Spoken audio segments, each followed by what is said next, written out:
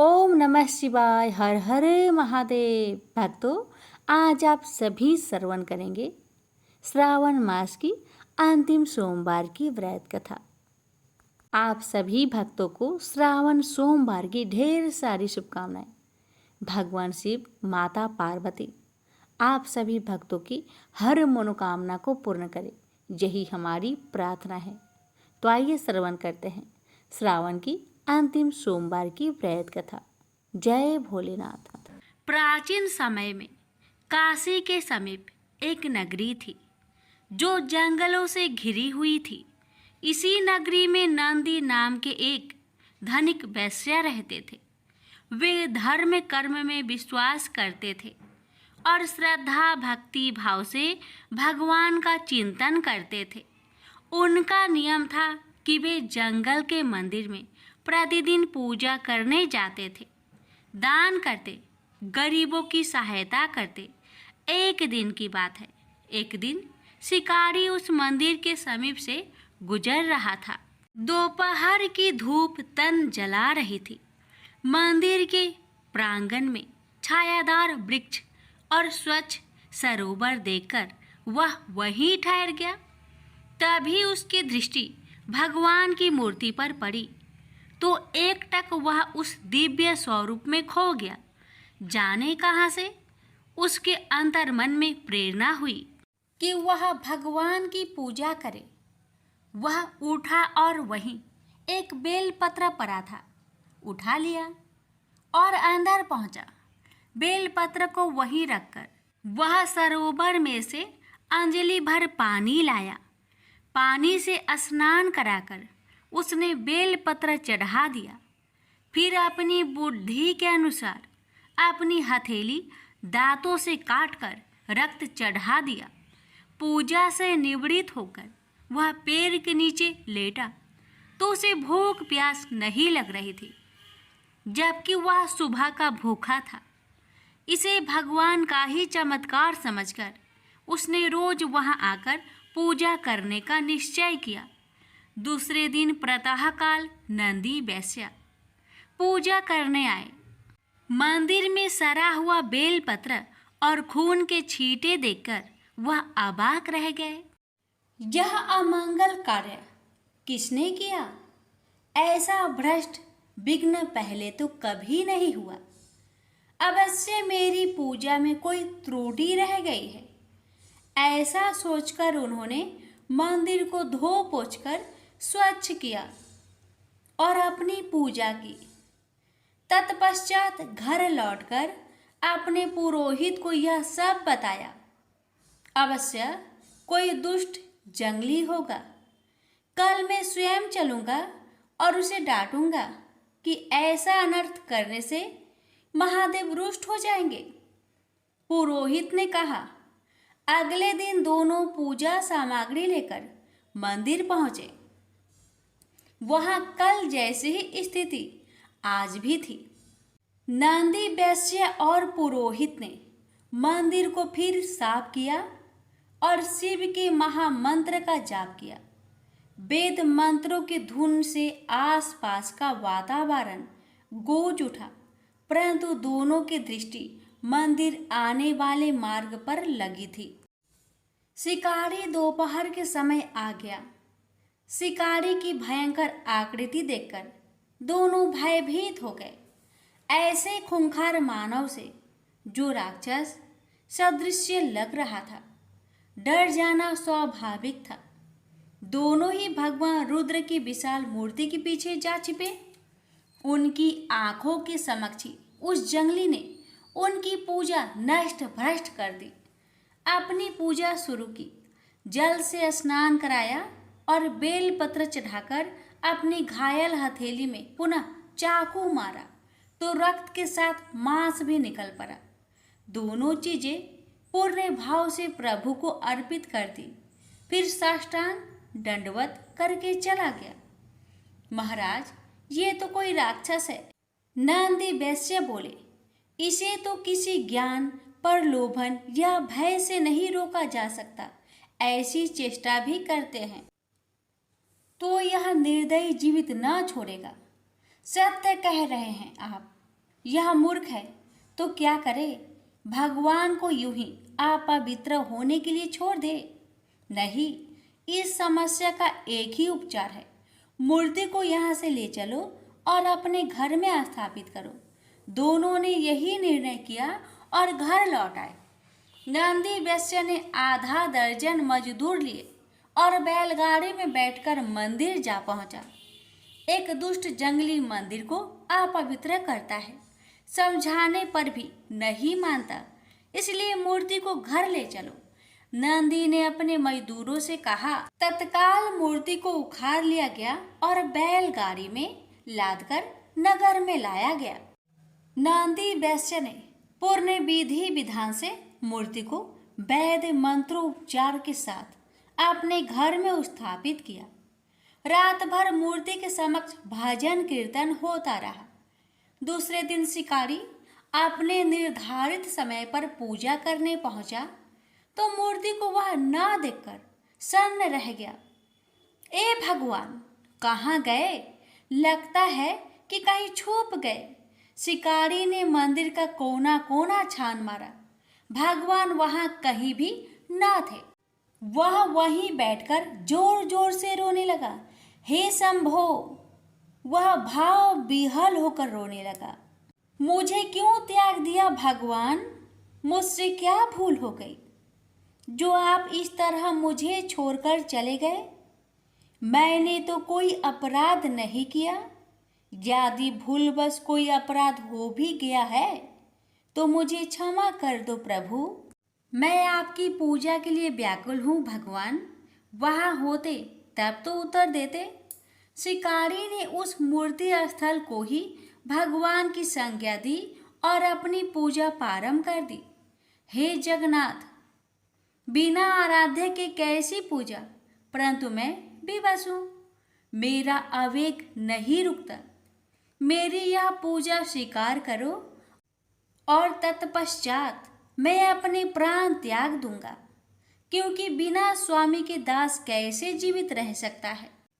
उसने बेल पत्र और जल चढ़ाकर अपने हाथ से मांस काटकर रक्त सहित उसी स्थान पर समर्पित कर दिया जहाँ पहले मूर्ति थी। फिर सरोवर में स्नान करके अखंड ध्यान में बैठ गया। उसके हृदय में कोई कामना नहीं रही थी। दिन प्रतिदिन उसका ध्यान सघन हो रहा था। उसके हृदय में ओम ओम की धुन प्रतिध्वनित हो रही थी कि रात की कठिन साधना श्वास से विरत होकर प्राण में पहुंच गई थी। कैलाशवासी महादेव अपनी समाधि में लीन थे। जब भक्त की प्राणयुक्त पुकार उनके मर्म से टकराई तो भगवान भोलेनाथ ने समाधि छोड़ दी और दिव्य दृष्टि से चहु और देखा कि रात को निष्काम भक्ति करते देखा तो दौड़े उसके समक्ष पहुंचे। वत्स, आंखें खोलो, मैं तुम्हारे समक्ष हूँ। तुम्हारे कठिन तप और भक्ति भाव से मैं अति प्रसन्न हूँ। तुम अपनी अभिलाषा व्यक्त करो। भगवान रुद्र ने प्रेम पूर्वक कहा। कि रात ने आंखें खोली तो समक्ष अपने आराध्य को देखा। भगवान वह विह्वल होकर उनके चरणों से लिपट गया। अपने दर्शन देकर मुझे कृतार्थ किया। मैं सिर्फ इतनी अभिलाषा रखता हूँ कि मैं सदैव आपके ध्यान भक्ति और सेवा में निरत रहूं। तथास्तु, आज से तुम मेरे पार्षद हुए। मैं तुम्हें अपनी सेवा में लेता हूँ। किरात प्रसन्नता से नाच उठा।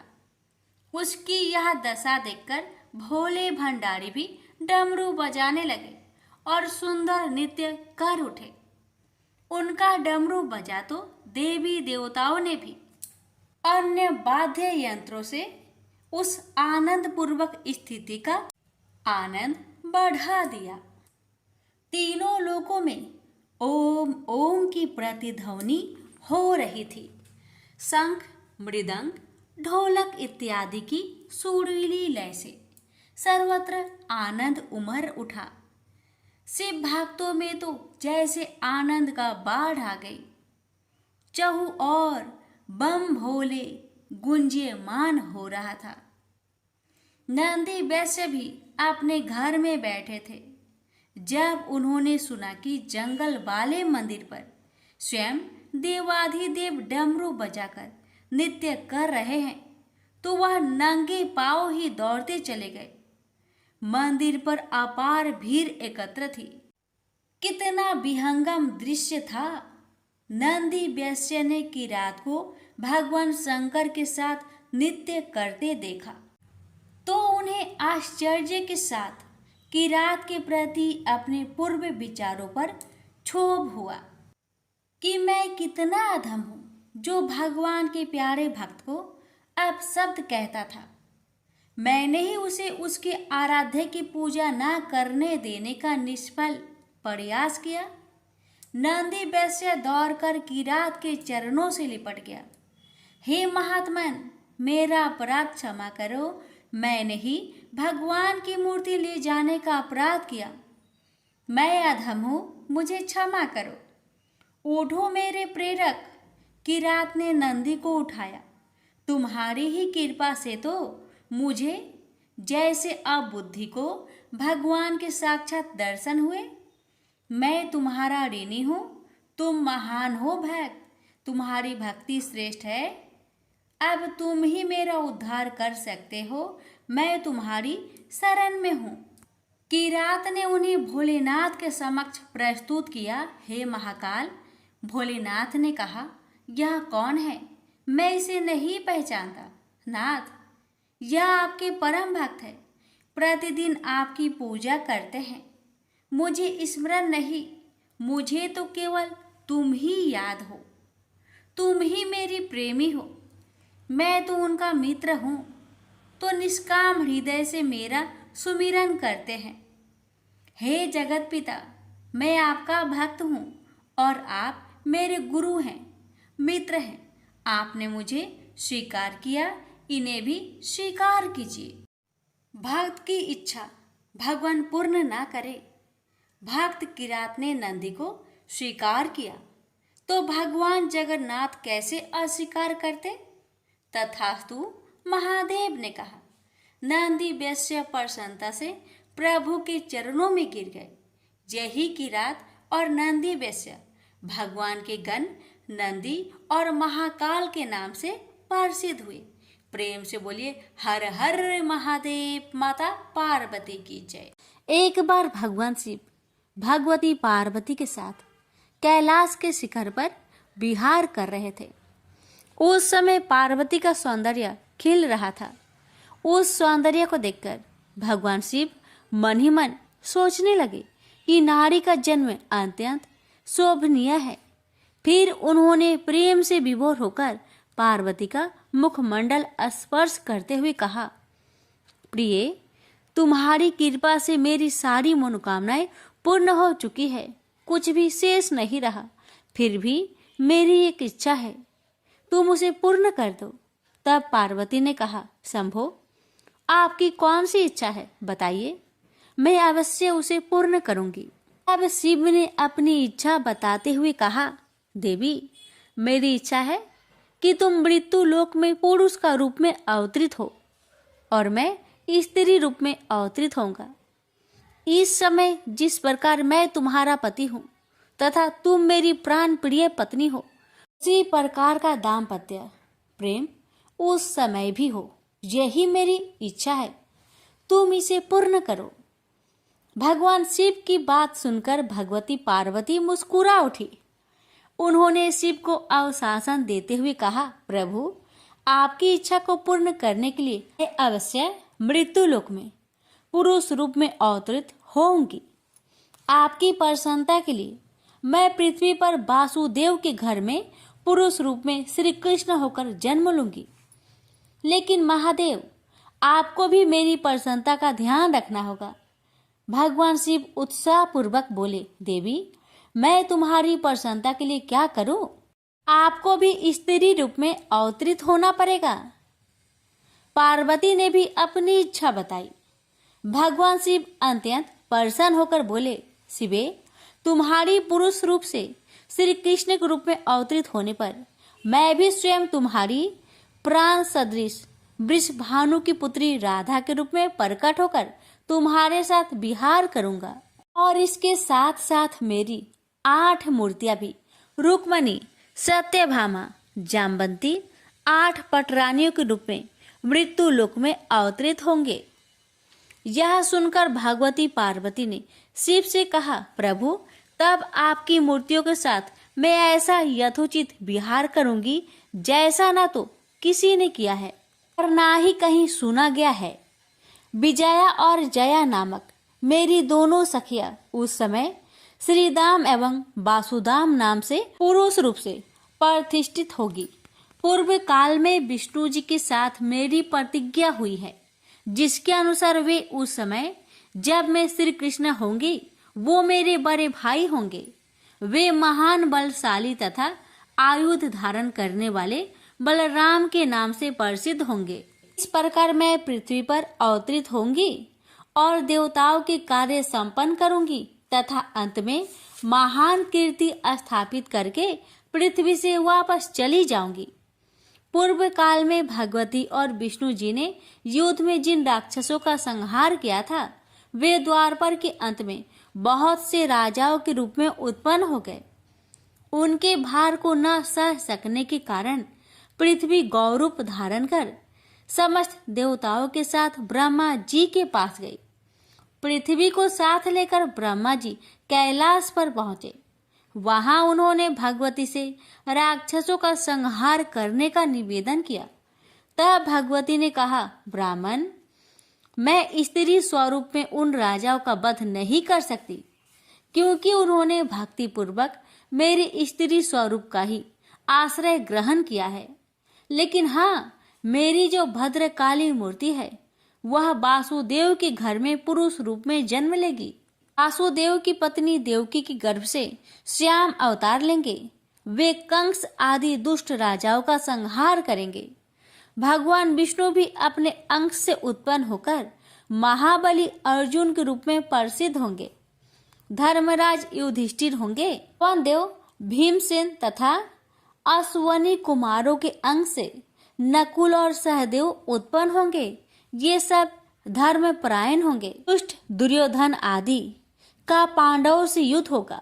मैं युद्ध में माया फैलाकर रणभूमि में उपस्थित होकर परस्पर मारने की इच्छा वाले उन दुष्ट राजाओं का संहार कर दूंगी। मेरी भक्ति में लीन रहने वाले पुण्य आत्मा तथा धर्मनिष्ठ पांडुपुत्र 5 भाई बच जाएंगे।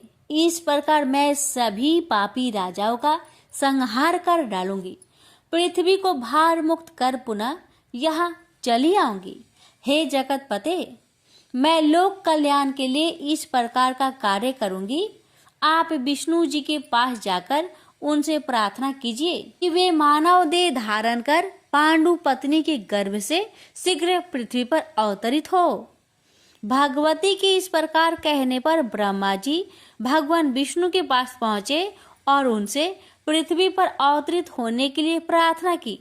तब भगवान विष्णु ने उन्हें अवशासन दिया कि मैं इंद्र देव के द्वारा कुंती के गर्भ से मानव रूप धारण कर अवतरित होऊंगा। इस प्रकार ब्रह्मा जी से प्रार्थना करने पर साक्षात भगवती देवताओं का कार्य सिद्ध करने के लिए अपने अंश से वासुदेव पुत्र श्री कृष्ण रूप में अवतरित हुई और भगवान विष्णु ने भी महान बल पराक्रम श्री बलराम तथा पांडु के दूसरे पुत्र अर्जुन इन 2 रूपों में जन्म लिया। भगवान शिव भी पीछे नहीं रहे। उन्होंने श्री वृषभानु गोप के घर में अपनी लीला से स्त्री रूप से जन्म लिया और राधा नाम से विख्यात हुए। उन्होंने प्रतिदिन कृष्ण के पास जाकर प्रेम पूर्वक उन्हें अपनी गोद में बैठाकर अत्यंत आदर से उन्हें देखा करती। प्रेम से बोलिए उमापति शंकर भगवान की जय। जय श्री कृष्ण। राधे राधे। पौराणिक मान्यता के अनुसार राजा बलि पूर्व जन्म में जुआरी था। एक दिन उसे जुए में कहीं से कुछ पैसे मिले। उन पैसों से उसने अपनी प्रियतमा वेश्या के लिए कुछ सुंदर माला इत्र व चंदन खरीदा और कामातुर होकर उसने मिलने के लिए जल्दी जल्दी चला जा रहा था। तभी एक पत्थर से ठोकर खाकर वह मूर्छित हो गया।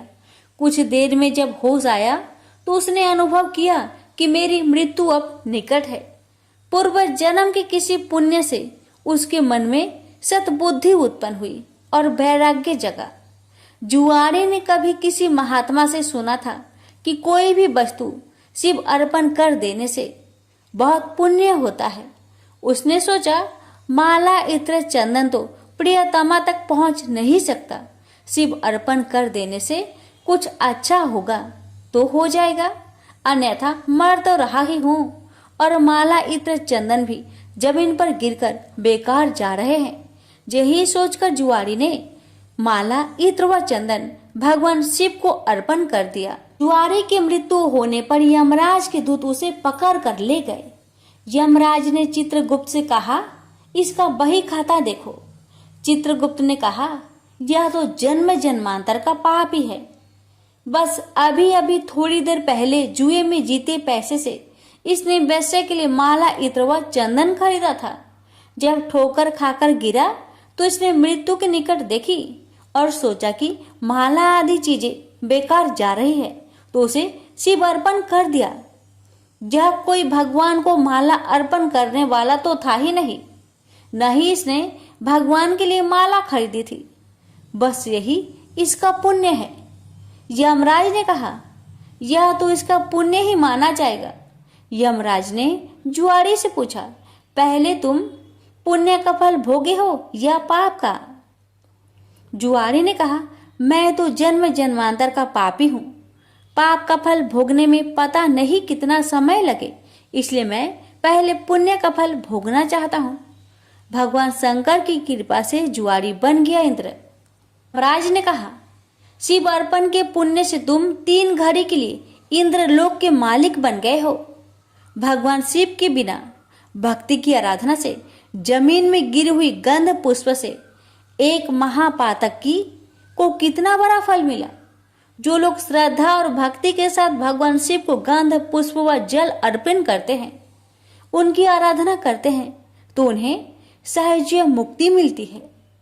उसी समय देवगुरु बृहस्पति आए और जुआरी को ऐरावत हाथी की पीठ पर बैठाकर इंद्रलोक ले गए।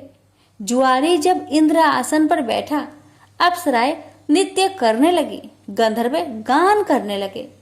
उन गंधर्वों में नारद जी भी थे। यह देखकर उन्हें हंसी आ गई। जुआरी ने कहा, इंद्र के दरबार में वे आदमी, बताओ क्यों हंसते हो?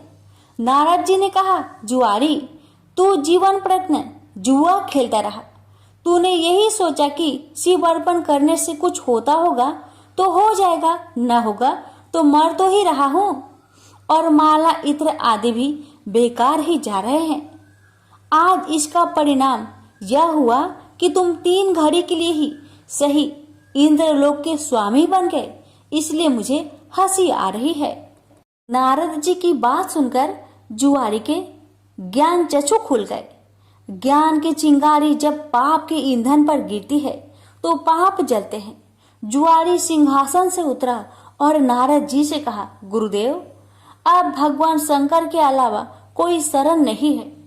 हम सारे इंद्र आसन पर ही तुलसी रख देते हैं। शिव के समान देव नहीं, शिव के समान गति नहीं, शिव के समान दाता नहीं है, शिव के समान योद्धा नहीं है। इतना कहकर जुआरी ने स्वर्ग की निधियों का ऋषियों को दान करना शुरू कर दिया। उसने ऐरावत हाथी, अगस्त्य जी को उच्च श्रवा नाम का घोड़ा, विश्वामित्र को कामधेनु गाय, महर्षि वशिष्ठ को चिंतामणि रत्न, गालवल जी को और कल्प वृक्ष कौंडिन्य मुनि को दे दिया। भगवान शंकर को प्रसन्न करने के लिए जुआरी ने कुछ ही देर में सारा इंद्रलोक दान कर दिया। तभी 3 घड़ी बीत गई। वह फिर यमलोक पहुंचाया गया। जब इंद्र वापस आए तो अमरावती ऐश्वर्य शून्य थी। इंद्र स्वर्ग के सारे ऐश्वर्य, ऐरावत हाथी, कामधेनु, परिजात पुष्प आदि को न देखकर क्रोधित हो गए और पूछने लगे, ये सब कहाँ चले गए? तब देवगुरु बृहस्पति बोले, सब कुछ जुआरी ने दान दे डाला। बड़ी भारी सत्ता मिलने पर जो परमार्थ में न पड़कर सत्कर्म में लगे रहते हैं वे ही धन्य हैं। वे ही भगवान शंकर के प्रिय भक्त है। इंद्र स्वर्ग की निधियों को वापस लाने में अपने कार्य को सिद्ध करने के लिए देवगुरु बृहस्पति को लेकर यमराज के पास समयनी पूरी पहुंचे और जुआरी की शिकायत करने लगे। यमराज ने जुआरी से अपना पक्ष रखने को कहा। जुआरी ने कहा, हमको जो करना था हमने कर लिया, अब आपको जो करना हो वह आप कर लो। यमराज ने इंद्र से कहा, आप बूढ़े हो गए हैं किंतु अभी तक आपके राज्य से संबंधित आसक्ति दूर नहीं हुई है। जुआरी का पुण्य आपके 100 यज्ञों से ही कहीं महान है। जाइए ऋषियों के चरणों में पड़कर या धन देकर अपने रत्न लौटा लीजिए। यमराज ने जुआरी से कहा, दान का पुण्य भूलोक में ही होता है, स्वर्ग में दान नहीं करना चाहिए, इसलिए तुझे नरक की यातना भोगनी ही होगी। तब चित्रगुप्त ने यमराज से कहा, इसने भगवान शिव के नाम पर ऐसे उत्तम ऋषियों को इतनी बहुमूल्य वस्तुएं दी है, तब इसे नरक की यातना क्यों भोगनी पड़ेगी? शिव के नाम पर स्वर्गलोक, मृत्युलोक या कहीं पर भी कुछ दिया जाए तो उसका अच्छा फल मिलता है। इसके जितने भी पाप थे वे सब भगवान शिव के प्रसाद से भस्म होकर पुण्य में परिणित हो गए हैं। यमराज सोचने लगे, अब ये जुआरी नरक नहीं जाएगा, अब तो यह इंद्र ही होगा, क्योंकि इस बार तो इसने विधिवत पूरा इंद्र लोक ही दान कर दिया है। उसी पुण्य के प्रभाव से वही जुआरी अगले जन्म में महान भक्त प्रहलाद का पुत्र राजा बलि हुआ। यहाँ पर भी वह पूर्व जन्म के शिव पूजन के पुण्य से इतना त्यागी हुआ कि गुरु शुक्राचार्य के मना करने पर भी उसने भगवान वामन को अपना सर्वस्व समर्पित कर दिया। वामन भगवान राजा बाली से बोले, हम तुम्हें क्या दे? बाली ने कहा, भगवान हमारी जिधर भी दृष्टि जाए उधर हम आपका ही दर्शन करें। राजा बलि की बैठक के 52 दरवाजे हैं। भगवान ने सोचा न जाने किस दरवाजे पर बाली की दृष्टि चली जाए। यही सोचकर 52 दरवाजे पर शंख चक्र गदा पद्म धारण किए हुए ब्रह्मांड के स्वामी पहरेदार के रूप में विराजमान हो गए। कोई भी याचक राजा बलि के द्वार पर कुछ मांगने जाता है तो उनके द्वार पर विराजमान भगवान विष्णु स्वयं उन्हें मुंह मांगी वस्तुएं देते हैं। इसलिए प्रहलाद जी ने भगवान की स्तुति करते हुए कहा, इंद्र कुबेर आदि देवताओं के द्वारपाल तो आप कभी नहीं बने, परंतु आप हम असुरों के द्वारपाल बन रहे हैं। इससे लगता है कि आप हम असुरों के पक्षपाती हैं। इस प्रसंग से गीता में भगवान का यह कथन सत्य सिद्ध हो जाता है कि पत्र पुष्प फल जल जो कुछ भी भगवान के लिए अर्पित किया जाता है वह अनंत गुना होकर वापस आता है। प्रेम से बोलिए हर हर महादेव। माता पार्वती की जय, विष्णु भगवान की जय। कथा इस प्रकार है। बैजू निहायत ही सीधा और सरल इंसान सवेरे शाम जानवर चराता और बाकी का समय मंदिर की साफ सफाई में। पुजारी बाबा 2 महीने के लिए तीर्थ में जा रहे थे। बैजू को बुलाया और कहा, बैजू मंदिर की सारी जिम्मेदारी तुम्हारे ऊपर है और एक बात, भोलेनाथ को भोग लगाए बिना खुद भोजन मत ग्रहण करना। बैजू दूसरे दिन नहा धोके जैसे तैसे बन पड़ा। भोजन तैयार करके भोलेनाथ के सामने थाली लेके हाजिर। बाबा भोजन कर लो। बाबा तस से मस नहीं हो। सवेरे से शाम हो गई, न बाबा ने भोजन ग्रहण किया और न ही बैजू ने। 2-3 दिन यही सिलसिला चला। चौथे दिन बैजू का धीरज टूट गया। पास पड़ी लाठी उठाई और जाकर दिया शिवलिंग पे। तत्काल भोलेनाथ हाजिर, पीठ मलते हुए। बोलो बैजू, क्या बात है? 4 दिन से तुम्हारे चक्कर में बिना कुछ खाए पिए गुहार लगाए रहे हैं, सुनाई नहीं पड़ा और लाठी जकड़ा नहीं की हाजिर। चलो भोजन करो तो हम भी कुछ खाए। बेचारे भोलेनाथ पीठ मल दे। चुपचाप आनंद के अतिरिक्त में डूबे। कच्चा पक्का जैसा भी था खाने लगे। बैजू ने कहा, बाबा कस के लगा है, तुम रुको यहीं पर। कहते हुए बैजू अंदर जाके चंदन ले आया और भोलेनाथ की पीठ पे लगाने लगा। भोजन उपरांत भोलेनाथ जब चलने लगे तो बैजू बोला, कल समय से आ जाना। बाबा ने कहा, ठीक है, बिल्कुल बैजू, मैं चल आऊंगा। अगले दिन भोलेनाथ माता पार्वती के साथ विराजमान थे। तो बैजू ने कहा, बाबा ये कौन है आपके साथ? आपकी अम्मा है। भोलेनाथ मुस्कुराते हुए बोले, ये माता अन्नपूर्णा है। बैजू ने माता को पुकारते हुए तुरंत बेचारा भाग के दरी ले आया, बिछाया, अंदर से 2 थाली में भोजन लेके हाजिर हुआ। भोलेनाथ ने पूछा, बैजू तुम्हारे लिए भोजन बचा है ना? बैजू क्या बताता, बोला, हाँ बाबा, आप चिंता ना करो, बहुत भोजन है। आनंद में डूबे आश्रुपूरित नेत्र से भोजन खत्म किया। तीसरे दिन फिर माता पार्वती के साथ विराजमान, वो भी समय से पहले। बैजू हकबकाया, बाबा आज इतनी जल्दी कैसे आ गए? माता पार्वती मुस्कुराई और बोली, बैजू आज खाना मैं बनाऊंगी। लाख मना करने के बावजूद बैजू की एक न चली। माता पार्वती ने भोजन तैयार किया और 3 थाली में सजा के ले आई। भोजन शुरू। बैजू ने जिंदगी में ऐसा स्वादिष्ट भोजन किया न था। वहीं भाव व प्रेम के भूखे भोलेनाथ ने पार्वती मैया से कहा, शिवा, हाँ स्वामी, आज भोजन में आनंद नहीं आ रहा है। क्यों? माता की आंखों से आंसू निकल रहे थे। सच स्वामी, ना वो स्वाद है ना वो रस। धन्य है माता अन्नपूर्णा, जिनके नाम मात्र से भोजन में मिठास बढ़ जाए। उनको खुद का बनाया भोजन बेस्वाद लग रहा था। 2 महीनों का भोग सामग्री और कहाँ 3 आदमी का भोजन। बेचारे बैजू को अपने जानवर तक बेच देने पड़े। किन्हीं कारणवश पुजारी बाबा बजाय 2 महीनों के 1 महीने के अंदर ही तीर्थ से वापस लौट आए।